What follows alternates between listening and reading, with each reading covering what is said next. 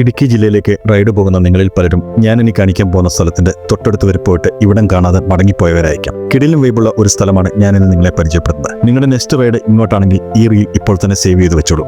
അതല്ല, ഇത്തരം സ്ഥലങ്ങൾ കാണാൻ താല്പര്യമുള്ള കൂട്ടുകാർ ഉണ്ടെങ്കിൽ അവർക്ക് ഈ വീഡിയോ ഒന്ന് ഷെയർ ചെയ്ത് കൊടുത്തേക്ക്. ഒരൽപ്പം ഓഫ് റോഡാണ് ഇങ്ങോട്ടേക്കുള്ള വഴി.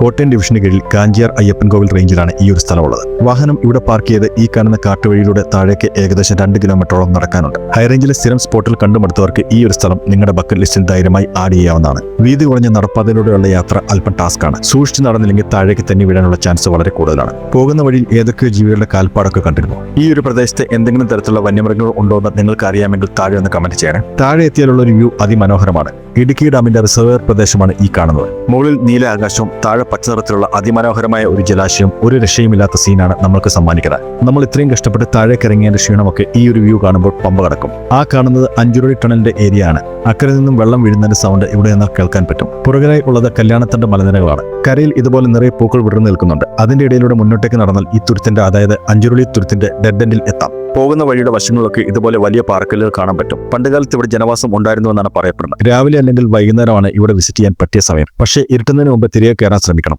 കാരണം മൊബൈൽ റേഞ്ച് ഒക്കെ വളരെ കുറവുള്ള ഒരു പ്രദേശമാണ് ഇവിടെ. അഞ്ചുരുളി തുരുത്ത് പോലെ അധികം ആരും എക്സ്പ്ലോർ ചെയ്യാത്ത സ്ഥലങ്ങൾ നിങ്ങളിലേക്ക് എത്തിക്കാനാണ് ഞാൻ ഈ പേജിലൂടെ ശ്രമിക്കുന്നത്. അതിനാൽ അത്തരം വീഡിയോകൾ കാണാൻ താല്പര്യമുണ്ടെങ്കിൽ പേജ് ഒന്ന് ഫോളോ ചെയ്യുക. അപ്പോൾ മറ്റൊരു ലൊക്കേഷൻ കാഴ്ചകളുമായി അടുത്ത വീഡിയോയിൽ കാണുന്നവരെ ബൈ.